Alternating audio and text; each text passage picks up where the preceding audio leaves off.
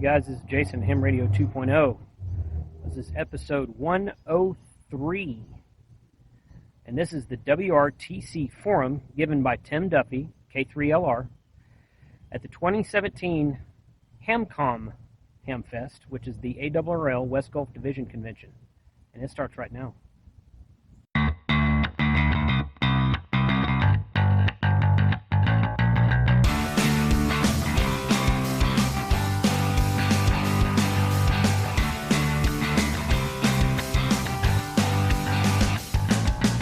Hi, I'm Tim Duffy. I'm K3LR. I'm here today to talk about the World Radio Team Championship, which will be held in Germany in 2018.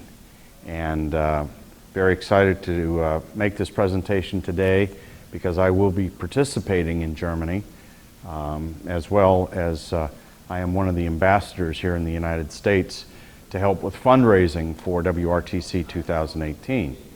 I have participated in 4 WRTCs in the past, so I'm very familiar with how this all goes. So let's see, learn a little bit about what's going on. So, one of the questions you hear guys ask is, why would you have something like an on-site championship? Some people are big guns, and some stations and operators around the world are little pistols. This puts everybody on an equal playing field.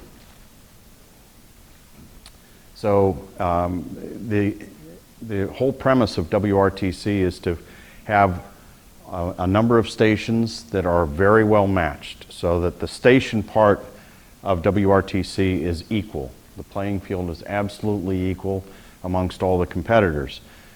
The competitors themselves are responsible for bringing their own radios and switching equipment, but the antenna, the feed line, all of that stuff is identical across all the stations, and the station locations have been chosen so that they're all equal as well. So as they did in Boston and in Moscow and other places, the WRTC has been held. The team in Germany has been going. They had over 100 sites that were evaluated, and then they have pared them down to about 65 sites that are all equal. And they will construct some backup sites just in case there is a problem, maybe a noise comes up or something, and a team has to move. So here's the inside of the tent as it looks when the operators will arrive in the upper left-hand corner.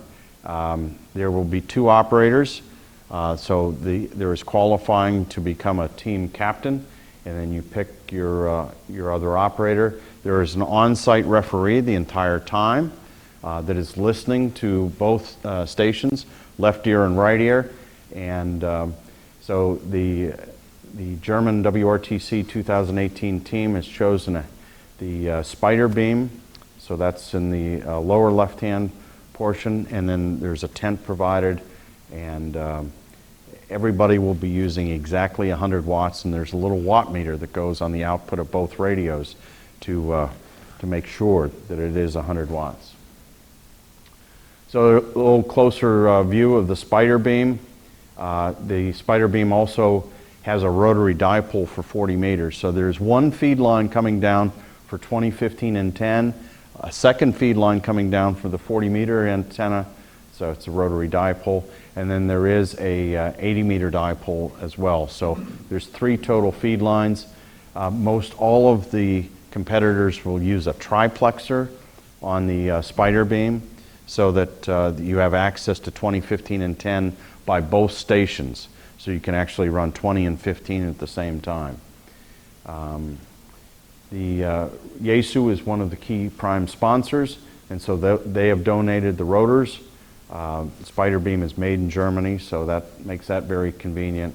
And then they have Honda generators, and sanitation is thought of as well. It's a 24-hour contest. Most all of the competitors will stay up the entire time. So this is a contest within a contest. The WRTC has different rules than the IARU radio sport championship that happens the same weekend, but it provides a lot of stations on the air for the WRTC stations to work, and it will occur the 14th and 15th of July. It starts at 12 Zulu, so that is 1 o'clock in the afternoon in Germany, and we'll finish at 1 o'clock in the afternoon. No, I'm sorry, 2 o'clock. It's 12 Zulu is 8 o'clock Eastern time, and Germany is 6 hours ahead of that. So, there, to qualify for WRTC, you had to operate the contests over the last several years, and then be ranked according to how you performed in these contests. And so this was the qualification standings for the various contests that were part of WRTC. And so 49 teams will be assigned through qualification, and those invitations have been sent out now. The qualification period is finished. There is one team is the defending champions, which is KL9A, and N6MJ were the gold medal team in Boston in 2014, so they have an automatic bid in. There are three youth teams, and they have not been assigned yet. So if you know of any folks that are under the age of 25 that would like to participate in this, they could send in their application on the WRTC 2018 homepage. There are 5 sponsored teams, and that they have all been decided now. And then there will be up to 5 wildcard teams. And these are from the qualification teams. There may have been second and third place people in those zones that maybe are really good, and those are where the wild cards will be assigned. So WRTC started out with the Goodwill Games back in Seattle in 1990, and then the second one, and it was very small at that time, but and it was its own contest. It wasn't even inside the IARU. And then in San Francisco in 1996, really got cooking. Slovenia was a very good one. They had it 4 years later. And then to take advantage of propagation, they had one 2 years later in Finland. And I operated in San Francisco. I operated in Finland. And then I also operated with N9RV as my teammate in Brazil in 2006. And then I operated in Moscow with N2NT in 2010. And in 2014, at a very, really good WRTC in Boston, and now to Germany. And the rumor mill is in 2022, it may go to Italy. So that's some exciting stuff. Here is N6MJ. It's interesting that the site construction people that constructed the site where N6MJ and KL9A operated from, the first crew that was in charge of setting up the tent, getting everything ready, they bailed. They said this site is uninhabitable, it's a bad site, it should be rejected. It was hard to get into. I scratched up my car getting in there because it was all full of thickets and everything. But these guys, it didn't matter. I mean, they probably could have won from any one of the sites. They work very well together. And this is a multi-two deal, so both stations are sitting there running. There is some coordination to pass stations back and forth, but it's primarily figuring out what band to be on at what time. The Cheetos bag there, I actually, because I was not participating in Boston, I was the technical advisor for the YL team. And so once they got up and operating, I wasn't even allowed to be around. They could only have their referee. So I went around with N2NT, who was a rules official, and we visited a bunch of these guys. And I threw Danny a bag of Cheetos because we had a very dear friend, KL7RA, and he had a story about Cheetos and having orange all over his radio after he ate a bag of Cheetos. So it brought some smiles to Danny, and he kept the bag. He gave it to me when he won the gold medal, so it was pretty cool. And there they are, Dan and Chris up on stage winning the medals. The second place team was the Germans, and the team from the Czech Republic were third. So it was very exciting. Here's Dan and Chris operating together. ICOM had given them IC 7800s, which is a big radio to lug out in the field. I took 7800s. I didn't take them to Moscow, but we had the 7800s down in Brazil. It was a lot of lugging heavy radios, but they did very well. You have the laptops for logging, and of course the laptops are networked together, so you have one single log.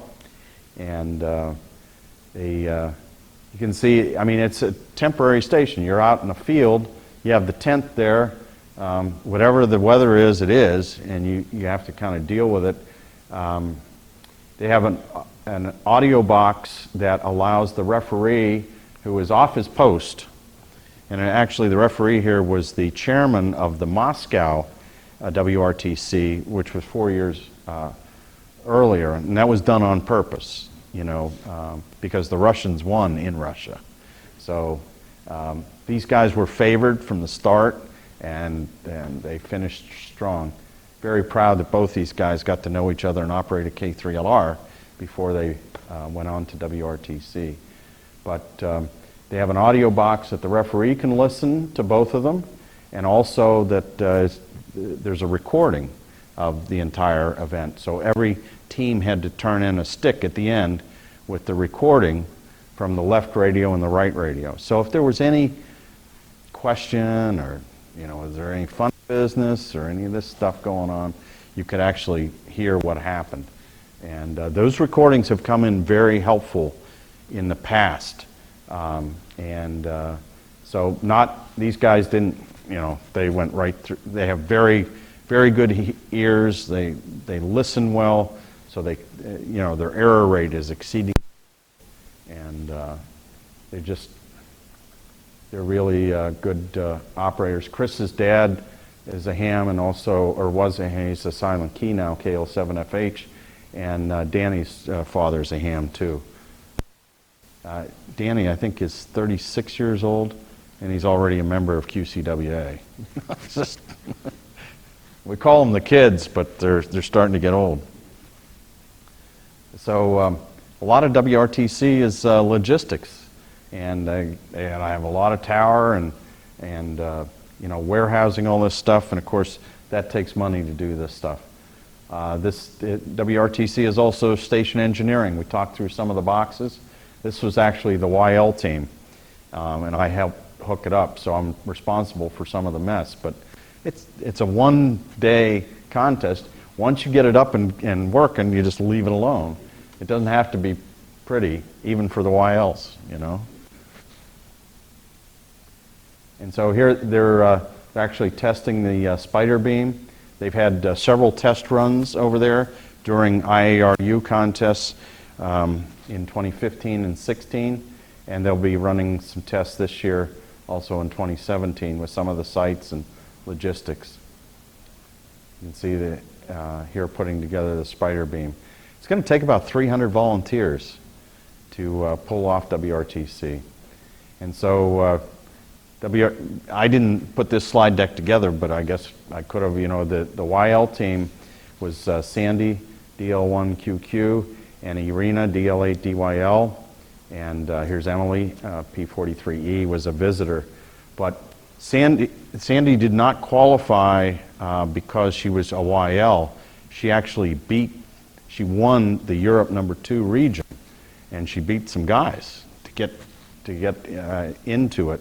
So this wasn't like some separate YL team or like a youth team.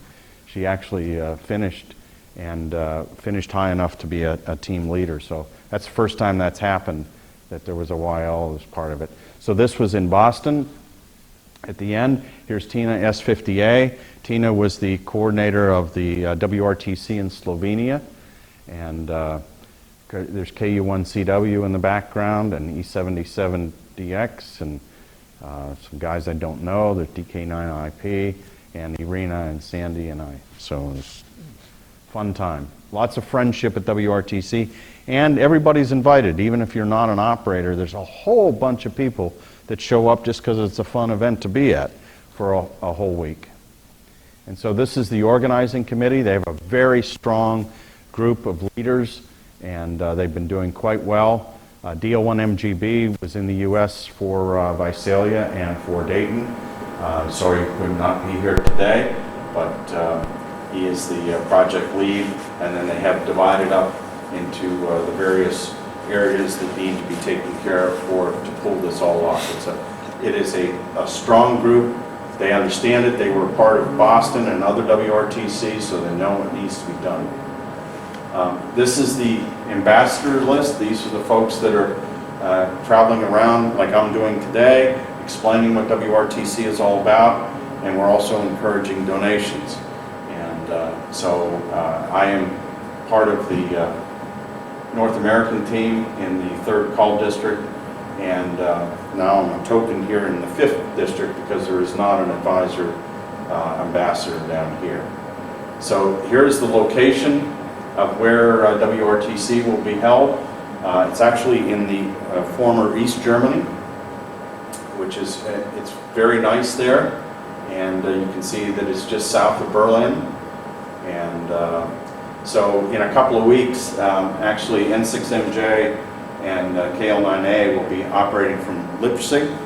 I will be operating with DL1QQ. We'll be down at her station in Ottenstein. And so it's going to be fun to see just, you know, between these little test stations this year, how we all sort out and how we finish. So it's quite fun. There's a number of us that'll be operating over there this year, as well as the real deal next year. So here's how they did with the site evaluations. You can see these are the dots. They took a look at terrain, they took a look at HFTA, and to make sure they had a very level playing field.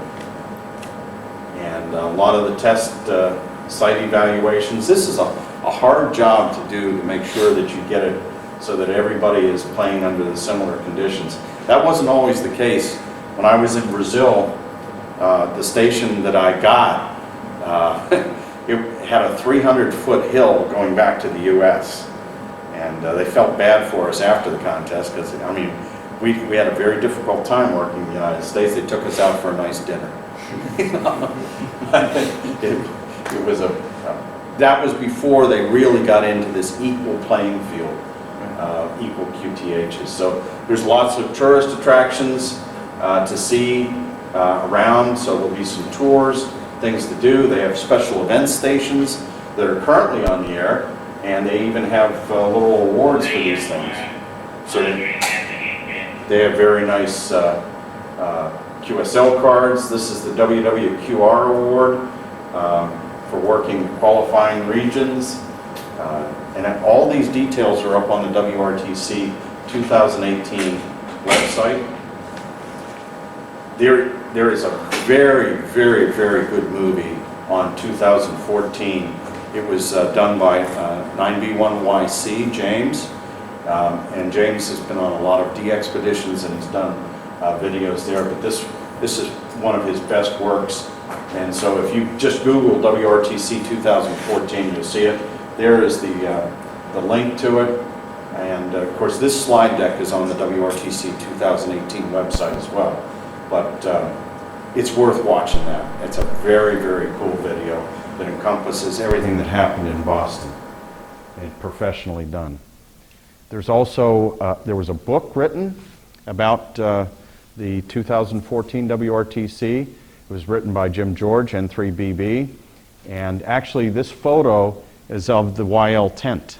And the YLs are inside, although their backs are to you. And there's a whole chapter about the YL team in this book. Don't look at Amazon. This book is available at DX Engineering. And we'd be happy to send it to you. And then also Nodir EY8MM, who is a great amateur photographer. He has, if you Google EY8MM, he has a lot of really, really good pictures that he took at WRTC 2014. He was on the judging committee there. So it takes money to do these things, and it's really important to talk about the money. And so their estimated budget is about $500,000 US, and that's about what it took to pull off Boston as well. They've broken it down into where the costs for the various things are, for equipment for the sites and organization and accommodations and meals, and so far pretty good. And they've also figured out how they're going to sell the equipment at the end so that they can recoup some of the money. And right now they're sitting at about the 80% mark, and so they still need some donations. So you can see that 22% is coming from sponsored teams, 35% from individuals currently, and they are also selling tents. And so this is where all the various support comes from. And so broken down by areas, 19% is coming out of Germany itself. I'm sorry, 39%. And 29% coming out of the U.S., North America, so that includes Canada as well, and then 20% out of Japan. So it's, and then the rest of Europe comprises about 12%. You can see that individual donations are doing quite well, and they also have some clubs that are involved. So they needed additional support. Vibraplex just signed on as a bronze sponsor. DX Engineering is a bronze sponsor currently, and others have signed on at various levels trying to help the effort. And here are the corporate sponsors that are part of WRTC 2018. It includes DX Engineering and many other familiar faces. There's club sponsorship. The Society of Midwest Contesters is a key sponsor. This is Craig, K9CT, with Chris, DL1MGB. And here are some of the clubs that are involved in sponsoring. Includes the Dayton Amateur Radio Association, who just gave $10,000 during the Hamvention weekend. WWROF is a key contributor, as well as many other clubs around the United States are getting on board. And so these 10 sponsorships, which this is 2014, this is Rusty W608T with the DX Engineering hat on. He was the referee for the YL team. And so here are the 10 sponsors currently. And let's see, do we have any 10 sponsors here locally? I don't see any. K5WA honoring Richard and Susan. Okay. Yeah, so there's lots of room left for 10 sponsors. And they have this really cool tile program. Again, you can get this right on the website. And it's for a $100 donation. Actually, the tile is made with your call sign and name on it. And you can get them for various years. We went to my local radio club when Sandy was here, and the guy says, "Oh, I love those tiles. I want 3 of them." So he bought one for 2017, 16, and 15, and for a $300 donation, and they're very cool. And so any amount of donation is welcome. And then also they're looking for volunteers, and it's right off of the WRTC 2018 website. And so they have a Facebook page, and they're also on Twitter. And you go to WRTC2018.de. And so this is some of the backdrop. If you have any questions, I'd be happy to answer. Yes? You mentioned a number of